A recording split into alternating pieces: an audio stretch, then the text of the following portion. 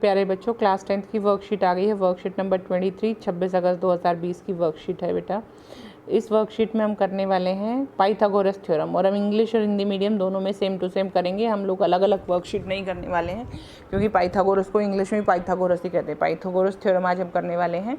Pythagoras theorem क्या कहती है बच्चे? पाइथागोरस थ्योरम कहती है किसी भी ट्राइंगल में, किसी भी राइट एंगल्ड ट्राइंगल में, यानी कि समकोण त्रिभुज में, जो ये होता है बेटा पाइथागोरस थ्योरम, किसी भी समकोण त्रिभुज में इन दोनों का जोड़ इसके जोड़ के स्क्वायर के बराबर होता है। X square plus y square is equal to z square. ये होती है पाइथागोरस थ्योरम, यानी कि जो सबसे लंबी भुजा है, समकोण के सामने वाली भुजा होती है, वह सबसे लंबी भुजा होती है, और जो बाकी दो भुजाएं बच गई उस त्रिभुज में, समकोण के सामने वाली भुजा के अलावा बाकी जो दो भुजाएं हैं, उनके वर्ग का जोड़ जो लंबी भुजा है उसके वर्ग के जोड़ के बराबर होता है। यानी कि A C square is equal to A B square plus B C square. ठीक है बच्चे, पहले हम क्या करते हैं, यहाँ पर हम एक कंस्ट्रक्शन करते हैं। कंस्ट्रक्शन में हम क्या करेंगे, यहाँ से बी से और डी तक एक परपेंडिकुलर खींच देंगे बच्चे। चलो आगे चलते हैं।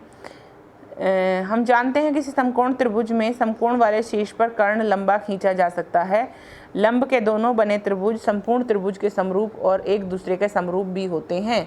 हमने समरूपता पढ़ी थी, अभी सिमिलैरिटी पढ़ी थी, यानी कि जब एक ही उस पर दो त्रिभुज बनाए जाएं और उनको अलग अलग कर दिया जाए, ये समरूप त्रिभुज बनते हैं। देखिए यहाँ पर लिखा है, यदि किसी समकोण त्रिभुज के समकोण वाले शीर्ष से कर्ण पर लंब खींचा जाए, यहाँ से यहाँ पर अगर परपेंडिकुलर खींचा जाए, तो लंब के दोनों और बने त्रिभुज, यानी कि ये वाला और ये वाला दोनों ट्रायंगल संपूर्ण त्रिभुज के समरूप यानी कि पूरी इसके सिमिलर होंगे और आपस में भी एक दूसरे से सिमिलर होंगे। कोई बात नहीं जी, सिमिलर होंगे तो अब हमारे पास ट्रायंगल आ गई। ए बी सी तो थी, अब आ गई बच्चे ए बी डी, और आ गई सी बी डी, और ए बी सी तो हमारे पास पहले से थी। तो हमारे पास तीन त्रिभुज आ गए,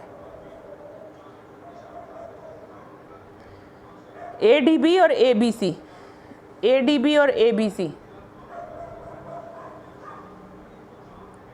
अगर ए डी बी और ए बी सी वो हैं क्या बोल रहे हैं, दोनों समरूप हैं, तो अनुपात में होंगे, यानी A D upon A B is equal to A B upon A C. और ए बी और ए सी को अगर मल्टीप्लाई करेंगे, क्योंकि यहाँ पर है ऊपर है, तो आ जाएगा A D into A C is equal to B A B square.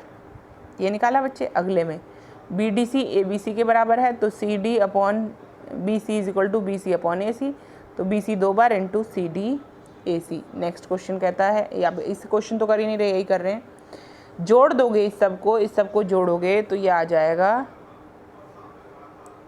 C D, A D plus C D तो आ जाएगा A C square is equal to A B square plus B C square. आपका prove हो जाएगा इति सिद्धम।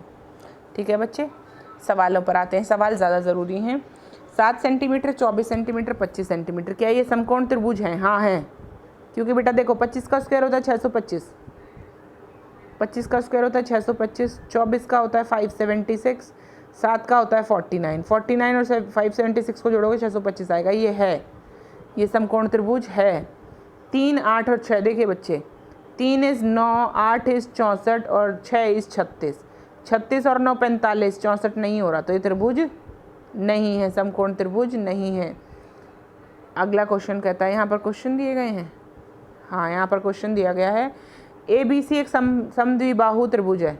ये रहा ए बी सी समद्विबाहु, यानी कि ये दोनों भुजाएं बराबर होंगी, तो सी पर समकोण है, सी पे समकोण है। सिद्ध कीजिए A B is equal to A C square. हाँ बेटा देखो, A C is equal to B C, ठीक है, A C is equal to B C, तो A B square is equal to B C square, है ना।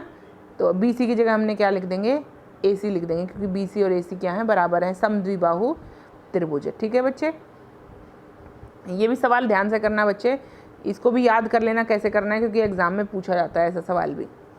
त्रिभुज के भुजाएं नीचे दी गई हैं, कौन सा समकोण त्रिभुज है ये बताइए। देखिए शुरू करते हैं बच्चे, आ जाओ। 6, 8, 10, 8 होता है 64, 6 होता है 36 और ये होता है 100, 10 होता है 100। हाँ समकोण त्रिभुज है, यस ओके। अगले में आते हैं 8, 12 और 13। 8 होता है 64, 12 होता है क्या 144, जोड़ो तो 8 208। 13 का स्क्वायर क्या होता है 169।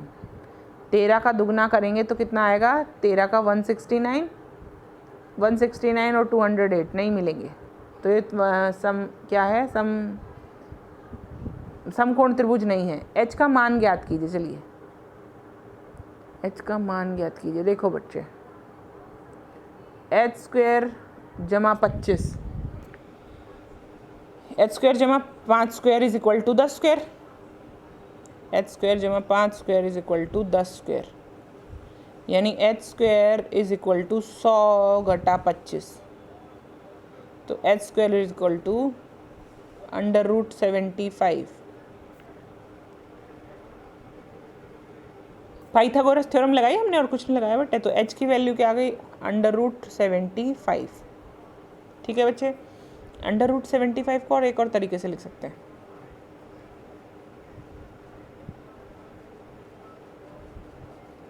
√75 का मतलब होता है 3 × 25। ठीक है बच्चे, तो 25 को बाहर ले जाएंगे तो 5 आ जाएगा 5√3।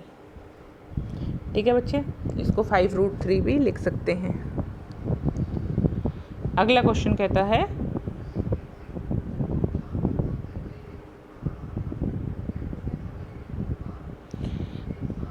ये वाला क्वेश्चन है, लाइट हाउस के शीट्स पर और जहाज के बीच की दूरी ज्ञात कीजिए। देखो बच्चे, इसका स्क्वायर जमा इसका स्क्वायर दोनों का वर्ग करेंगे। 25 का वर्ग होता है 625 और ये क्या है 180, यहाँ लिखें 625 180, 18 18 324 होता है।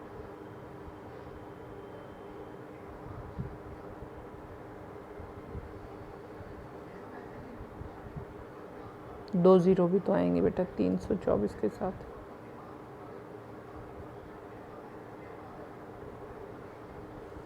$33,025 है।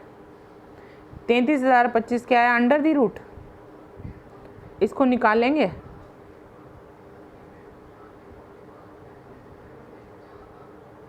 पाँच 30 5 30 0 5 5 13 5 65 2 1 1321। अब 11 से जाएगा शायद, ये 11 से भी नहीं जा रहा, किससे जाएगा,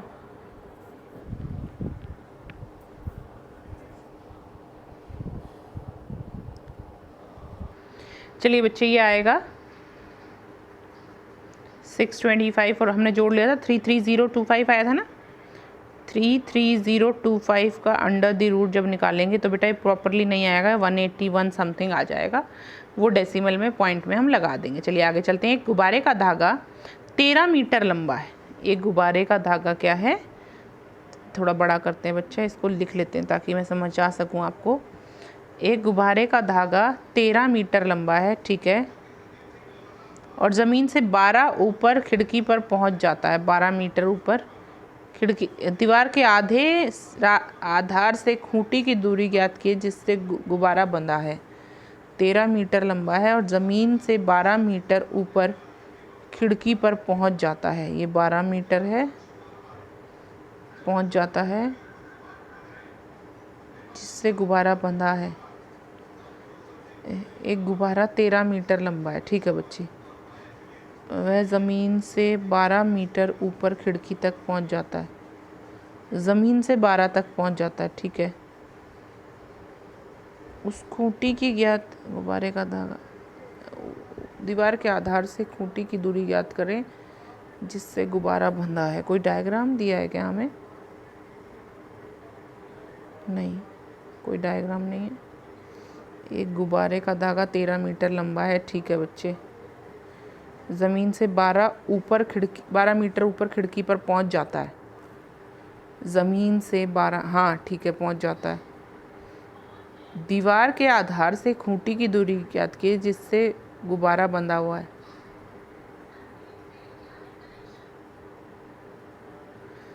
देखिए बच्चे,